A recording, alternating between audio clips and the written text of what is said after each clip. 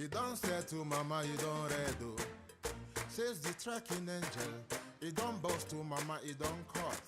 Now chain you the cut. Okay, now make I use my microscope, scan a reality scan, nigga area Biafra phobia mentality. See, set Mazin Namdi Kanu free. One war. They don't want to hear the name of Biafra. For them is a scary name of Biafra. I love this very name of Biafra. Biafra, most I Jaja bless Biafra, Chuko Kika Biama bless Biafra, conscientiousness bless Biafra, Biafra, Biafra. Started in 1804 by Utman Danfodio, Rinom go be to Sokoto, Boo, Sa Amadou Bello, they massacred the Hausa, Marigi and Pura.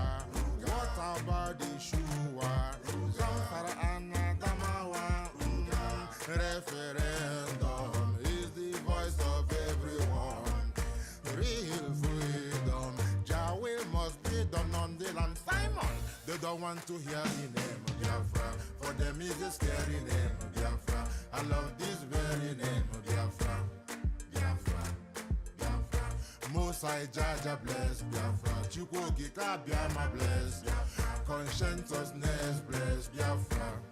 Biafra, Biafra. They tried by the canories. These reckless Fulanis. They conquered the Lorraine. Fooling, who them, fooling. They killing in Benue every day. Niger State and Plateau State every day. The whole of Middle Belt State every day. Every day. Our move, don't do. Say we move, but now we move.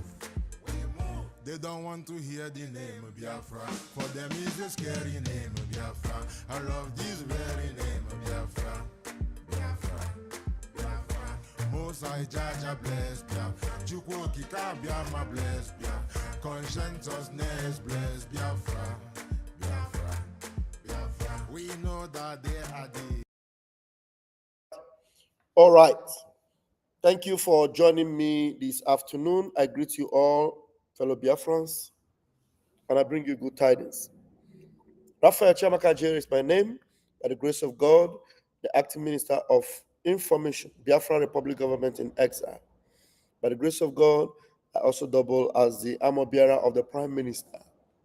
Never shy away from that, because we are fighting for the freedom of God's own people, the Biafran people, and we will do it to the last drop of our blood. Thank you very much. This afternoon, some updates that will interest you, that you should know. First, I want to start from this write-up I see from our number one allied nation, the Ambazonian people. The Amba News wrote about a few hours ago. You know, they said, in the light of recent arrest of Ambazonian leaders in Minnesota, it may be time for the Ambazonian lobby firm, the same lobby firm that Brigi had been using, the Moran Global, are the same lobby firm that Ambazonia are using. That's why you have the picture of this young man here, Elias Gerasolis. Now, Ambazonia, they are not ready for the pranks and all the photo ops going up and down, especially what we see that shameless, hopeless idiot doing with Biafra. Now, I want you to know, in the light of recent arrests of Ambazonian leaders in Macedonia, it may be time for Minnesota, it may be time for the Ambazonian lobby firm to reconsider its strategy. Instead of focusing efforts in Washington, they could explore lobbying for Ambazonia outside the USA. Are you guys following? This is coming from Ambazonian people. They have had enough of the stories of Washington. Instead of focusing effort in Washington, D.C., they could explore lobbying for Ambazonia outside the USA, particularly by engaging with Russia. Can you see that? Particularly by engaging with Russia. The West, led by the United States, has an imperialist agenda that perpetuates neo-colonial exploitation in Africa, especially in Cameroon and Nigeria, where their interests are secured through leaders like Paul Biya and Bola Tinubu. Convincing the US to change its stance is likely a daunting task unless those interests are challenged. Currently, Russia is positioning itself as a potential liberator for Africa. By supporting the call to address the root causes of the conflicts between Cameroon and Ambazonia at the negotiation table, Russia could provide a significant ally. If the lobby firm were to approach Russia with the Ambazonian cause, it could create pressure on Western imperial powers, especially if they realize that Russia is siding with the oppressed. Please note that this is just a personal perspective. Biafra and Ambazonia in our blood. Biafra and Ambazonia in our blood. Biafra and Ambazonia in our blood. This is the news station that propagate the news for the Amba people, and they are tired of all the cha in Washington, D.C. They need to show working. And if they must show working, it has to be very, very loud. And now they tagged all these people, and then they put the picture of this fellow here to show you how serious they are. Very important. Very, very important. Now, and that's one of the updates that I saw, and I said, no, I have to bring it to you so that you will understand that, look, we are not the only one concerned about all this cha. There are our sister Ambazonia are also very much interested. So let me go and see some other updates that you need to see. Yeah, there's so many updates, and there is this, my goodness me, this particular one, we know about this, but we need to come back here because things are happening in the zoo called Nigeria. Things are happening in the zoo called Nigeria. We know this man, this Navy officer, his name keep escaping me. Is he Olawoye? Or he was a Navy officer. And then his interview keeps springing up. And one thing you must know is that this man is no longer in the show of Nigeria. His life has not been at peace. They will target him, and the next thing they will do is to eliminate him. And this man is actually not freely moving in Nigeria. He has, relocated, obviously. And then the truths he said here are some things we must always pay attention to. Yes, for us to change the narrative, we must revisit this particular exposition from this man. Let's listen to him before we bring other updates. I've served the military intelligence for the past 35 years. It has always been the case. Our problem is religion and social-cultural. I mean, people will expect me to come here and start talking about kinetics, about operation and so on. I've been an operational commander all my life. I've commanded warships, I've commanded troops, I've commanded men outside Nigeria and so on. But I'm not going to come to your station to discuss kinetics. The problem is not kinetics. In 2017, 2016, I'm always a member of the Security and Intelligence Brief at the Defense Headquarters. I said the center of gravity of Boko Haram and insurgency in Nigeria are the sponsors of that program. It was beyond us, because the job we need to do is kinetics, fight, destroy places, resolve issues. Yep. But we cannot resolve issue of sponsors of Boko Haram that were in Buhari's government, that we know them. When you say we, who I was in the military intelligence, and the defense headquarters staff that I work with, they know. And that was why we couldn't pursue that aspect that could have resolved that problem, because you need to arrest people. And recently, 400 people were gathered as sponsors of Boko Haram. Why is it that the government has refused to try them? 400 people were gathered as sponsors of Boko Haram. Up to today, those people are still in the government. They were not tried. In fact, oh my goodness me, I just want to throw a salute to one of our comrades who is doing exceptionally well, Marcel Okocha. Marcel Okocha have been dropping videos upon video. The last one Marcel Okocha dropped, of which the news got to us actually, but Marcel Okocha is doing a good work. Thank you, Marcel. Marcel actually exposed another one that happened in Katsina recently. The terrorist gang leader that went into Katsina Mosque and murdered over 30 Muslims because they were speaking up and asking, why are these people not being arrested? The terrorists went in and murdered over 30 of them. They were Muslims also, but they had the conscience to speak up. Do you know what is happening today in Katsina State? Do you know what's happening today? The government, DSS, I hope Finland are listening. I hope, oh my goodness me. Why is this world full of wicked people? They are gathering right now in Katsina and they are having meeting with the terrorist man that unalived 30 Muslims in their mosque. Now, they want to make peace with terrorists. Terrorism is becoming a normal business in Nigeria. A normal business in Nigeria. And when we speak to confront them headlong, some of you are busy gossiping on the social media. Terrorism has become a normal day-to-day activity. In fact, terrorists are being welcomed and given front seats in communities. Terrorist governors are the best governors in Nigeria. This man, Olawole, is that his name? Somebody remind me of his name. He is asking, why is it that 400 people exposed as terrorist sponsors? Why is it that they are not being brought to book in Nigeria? Mazin Nnamdi Kanu is still in the dungeon, even though he has been free. There's another video we need to look into. Marcel also did a good job at that. The lady judge that freed Mazin Nnamdi Kanu from the appeal court that the Nigerian government overturned and kept holding Mazin Nnamdi Kanu. She has come out and she spoke. She wrote a book. In fact, Marcel Okocha played it. Me, I want to analyze it. I cannot analyze it in 10 minutes. So for that reason, I'll just play a clip of that. Then later when I will have the time, we will listen to everything that woman had to say and we will analyze it one after the other. You will understand. Nigeria's days are numbered. Nigeria days are numbered. If you are busy doing church, your days will be numbered like that of Nigeria.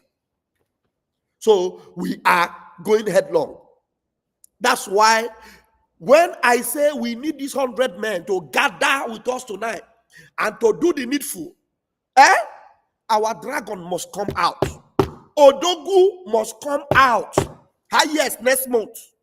He must come out. And our leader Mazin Nnamdi Kanu must come out. Yes, next month. There's no reason why a country that is normalizing terrorism, Kule Olawumi, thank you. Thank you, my sweet Helen. There's no reason why a country that is now legalizing terrorism will be holding a man who is against terrorism.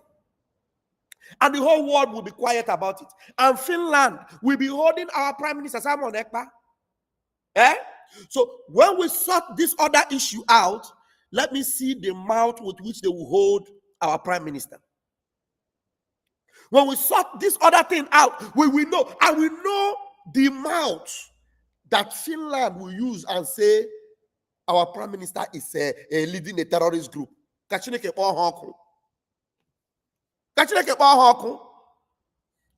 nobody that doesn't know that Nigeria is a terrorist country. There's nobody that doesn't know. This man, he worked with Nigeria for Nigeria all his life. He actually admitted on camera that he actually killed for Nigeria. He admitted on camera. And I'm telling you that that problem is there. He's not the only one saying it. We are going to combine what he said here to what that other lady that freed Mazin Nnamdi Kanu, and yet they're holding Mazin Nnamdi Kanu. Now, not so much talk because some videos are here for me to play. So let's allow Mr. Kunle to finish what he's saying. 400 people had been exposed. Why are they not arresting them and judging them? That I work with, they know. And that was why we couldn't pursue that aspect that could have resolved that problem. Because you need to arrest people. And recently, 400 people were gathered as sponsors of Boko Haram. Why is it that the government has refused to try them? You remember this Boko Haram issue started since 2012. Yeah. And I was in the military intelligence that time. We arrested those people. It is my organization that actually conducts interrogation and interview. And they mention names. Mention names. I mean, I can't come on the air and start mentioning names of people that are presently in government now that I know. Presently in government. That the boys that we arrested mentioned. Some of them are governors now. Hey! Some of them are in the Senate. Some of them are in Aso Rock. Why have they not been tried? All right, let's see. There's another video I want to play. Hey, this one is funny, but it's quite interesting. I want you to listen to this. Honestly, Nigeria, you people are finished. It's funny, but it's actually very. You need to know that this is the reality in Nigeria right now. This is listen to the reality, the real picture in Nigeria right now. Oh my God! Now listen to this. Everybody know who Pablo Escobar is. Nigeria is being governed by another form of Pablo Escobar, and they're not. The people are saying it. Listen. Why will El Rufai's son call the president Escobar? In fact, maybe they have been doing business together. Because it's not the first time he's calling him that, and nothing has happened. What will happen? Does anyone have any right to call the president such a derogatory name? No. And the person is still working free? Somebody answers Escobar. Is that one Mexican? He's a notorious Colombian drug lord. He has become a nickname used online by opponents of the president. The nickname is rooted in long-standing allegations from the 1990s when Tinubu was linked to a drug trafficking investigation in the United States. So let him clear his name, Abi. Yes, now let him clear his name. It's as simple as that. Who should clear his name? The president. If you know that name you don't bear it, then go to court or you clear it. The case is in court. You've heard him enforce and impose on the U.S. court not to disclose any record. They should continue to redact his name from any record. The FBI and the DEA. That means the name remains. The Escobar name remains? Of course, once you clear it. The president has distanced himself from that, and that's why he's in court. No, he have not. The thing has not been cleared. You didn't hear me. He actually sought the assistance of a Philadelphia PR firm. It has not been cleared. He's just fighting that to make sure that this thing is not revealed. That means there is element of truth there. Esther, I mean, even a child of yesterday knows that yes, the effort Tinubu is putting on this matter, we tell you that there is something there. That is the country you are seeing today. The president is being called openly Pablo Escobar. No, I want to ask Alexander Stop. Just imagine. Yeah, your country, people will know you in your country as Pablo Escobar. You know who Pablo Escobar is? And officially, even there is a recent news now that just came out yesterday. Tinubu is still putting pressure, mounting pressure on America, on FBI. Please don't release my file, my drug case file in America. So that means the name remains. Your president is what? Pablo Escobar. And Mazen Nnamdi Kanu, who is a whiter than snow man, is in dungeon while a Pablo Escobar is president.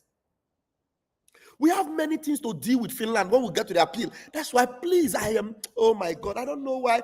You know, the thing is that this end time, there are so many people of our people that have been possessed by a demon. Do you understand? Because the recent one is just shocking me. That people like us are making effort to get people to get this job done, to remove any obstacle and face Finland in the court of appeal with their terrorist verdict. Let's face them headlong with the terrorist verdict. Let's see why they will not beg us and pay damages to our prime minister. Listen to me.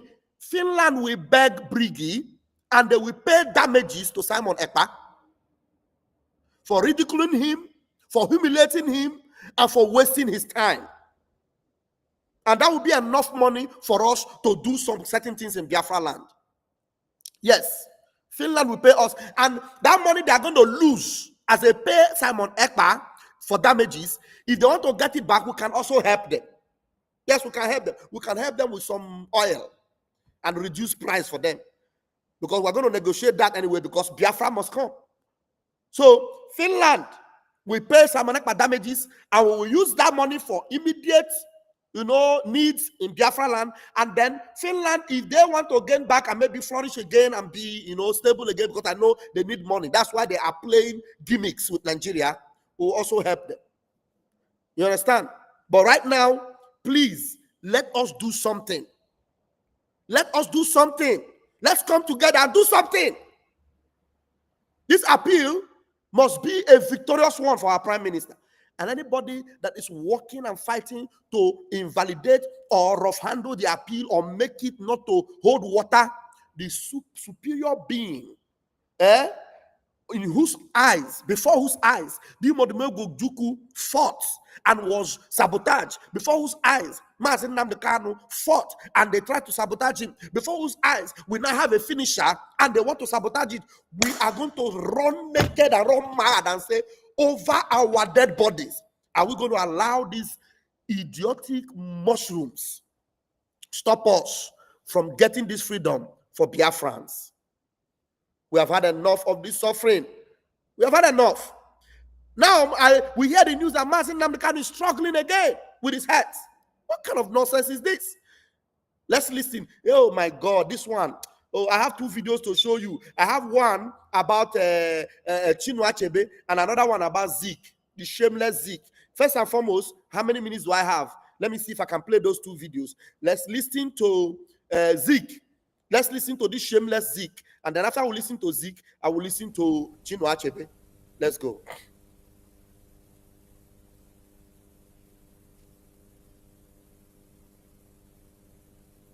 On Friday, September 5, 1969, I alighted at the Lagos airport at 2 p.m. and I spent the next 21 days in visiting the capitals of the 12 states of Nigeria, including 4 university towns and certain parts of the liberated areas of former East. It has made it clear to me that all of us have now realized the mistakes we made in the past by fighting one another. There is a general feeling, which is widespread, that all are now determined to turn a new leaf and help repair the damage we have inflicted on ourselves. Waka on your grave. Not only that, there is now a deep-seated desire to have effective central government which will hold the federation intact so that in the future no component of it shall be in position to challenge the fatherland. Fatherland Bogeba. Waka on your grave. The world has been shocked that an enterprising people like the Igbo have been tongue-tied and emasculated, that they have allowed tyrants to blindfold and hoodwink them, so that in a war alleged to be fought for their survival, more than 1.5 million children of their country had died of starvation and disease. It sickens me to see the advertisement of skeletal Biafran babies on the pages of newspapers and on the TV screens, begging for charity and relief. It hurts my pride as a human being.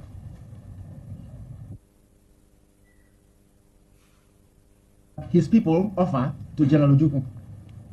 I wish he would have second thoughts and inscribe his name in contemporary world history as a brave soldier and a beloved leader, instead of disfiguring the pages of Nigerian history as another political impostor and petty tyrant.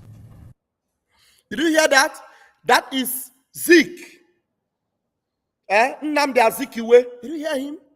That Dimodimego Ojukwu was a petty tyrant. After fighting, this man was together with Ojukwu, but he now absconded and went and begged Nigeria and joined them. That is why today you don't see anything about Zeke. Shameless, useless man that God is still punishing him even while he's in the grave. Let's quickly listen and watch the story of Chinua Achebe. Chinua Achebe, a great man. A great man. That, oh my God, this one is a bit long, but God help me to be able to finish playing it. Let's go. But it had made history. Before the war, Chinua Achebe was already a big name. His book, Things Fall Apart, it had made history. It was the first time that many people around the world saw Africa through African eyes, not from like the lens of a white author. He was already speaking up through his writing about colonialism, identity, what happens when a culture is broken from the outside, things like that. So when Nigeria entered crisis and the East said, we want to break away, Achebe did not just watch from the sidelines. He stood with Biafra. During the war, he didn't fight with weapons, but he fought. He stayed inside Biafran territory when many others fled. He watched the bombs fall. He watched people die of hunger. He watched the world stay silent. And then he wrote. He wrote poems like Refugee Mother and Child, a quiet, heartbreaking piece about a mother trying to care for her dying child with the little strength that she had left. He helped to run the Citadel Press, a small publishing house in Biafra. It wasn't about profit, it was about keeping Biafran voices alive. And he didn't just write. Achebe was also sent abroad by the Biafran government. He traveled to Europe, America, other countries to beg for help, food, medicine, anything. He sat in rooms with leaders and journalists, trying to explain what was happening. Most people didn't listen, but he kept speaking. During this time, he was also part of a small team that helped to shape the Ahira Declaration, Biafra's official mission statement. He wasn't the one who signed it, but he supported the message that the war wasn't about land, but survival, justice, dignity. He never glamorized Biafra. He knew mistakes were made, but he believed that the East had a right to defend itself after the mass killings of Igbos in the North. And he believed that it would have been wrong to stay silent. After Biafra fell in 1970, he didn't speak about it publicly. He believed it would have been wrong to stay silent. I don't know what I have done. Oh my goodness me. He believed it would have been wrong to stay silent. How do I get myself back on this? He believed it would have been wrong to stay silent. Yeah? He believed it would have been wrong to stay silent. I have done something to this screen. I'm not able to go back to that video and play it now. What have I done? Let me see. What have I done? Oh my goodness me.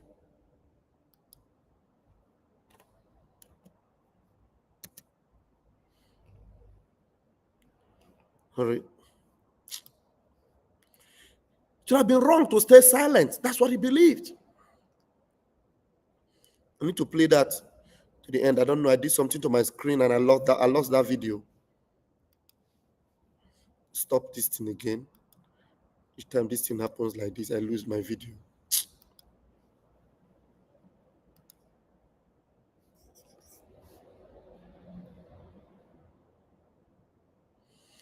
What have I done? For decades, he went back to writing novels. He edited African Writers series, helping other African voices reach the world. He also began teaching.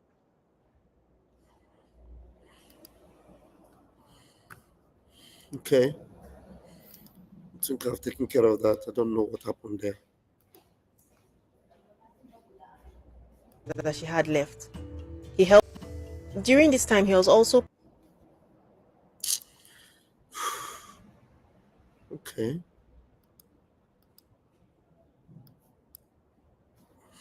Just bear with me. Part of a small team that helped to shape the Ahira Declaration, Biafra's official mission statement. He wasn't the one who signed it, but he supported the message that the war wasn't about land, but survival, justice, dignity. He never glamorized Biafra. He knew mistakes were made, but he believed that the East had a right to defend itself after the mass killings of Igbos in the North. And he believed that it would have been wrong to stay silent. After Biafra fell in 1970, he didn't speak about it publicly. For decades, he went back to writing novels. He edited African Writers series, helping other African voices reach the world. He also began teaching at Nigerian universities. Then in 1990, something happened. He was in a serious car accident. It left him paralyzed from the waist down. After that, he moved to the US where he taught for many years. But the war never left him. Then in 2012, 40 years later, he finally spoke. He published There Was a Country, a personal history of Biafra. In that book, he told the truth as he saw it, the pain, the starvation, the betrayal, but also the strength of the people who lived through it, and the reason why silence was no longer an option. Achebe died 1 year later in 2013. but the world mourned him like a statesman. The world in mourned. Nigeria, in Ghana, in South Africa, in America. Because this wasn't just a writer. This was a man who told the truth when it mattered most. He didn't wear a uniform. He didn't stand on a battlefield. But Chinua Achebe, he stood for something. And for that, he's definitely a hero. Thank you so much for watching this video. If you enjoyed stories like this, please follow me. I tell them all the time. Thank you very much. May his soul rest in perfect peace. May his soul rest in perfect peace. He say. I'll be back. Compare Chinua and Zeke, the shameless Zeke. I'll be back and we'll talk more this evening. By 7 p.m. Biafra time, we'll start the Zoom meeting for those that want these things to happen. There are so many of us that will be like Chinua Achebe. We're not going to stand on the battlefront, but we're going to make things happen and we're going to fight for Biafra. Some of us with pen, some of us on our knees, some of us supporting. But every one of us with the same mind, with the same faith, with the same belief, we will make it. We'll get the job done. Thank you, Biafrans. Ichiko Kabiama bless you. Do not let this young man behind us, Simon Ekpa, do not let him down. Let's stand on the gap for him. Let's make him proud. Let's send him on an errand because he knows how to get the job done. I love you all. Airborne.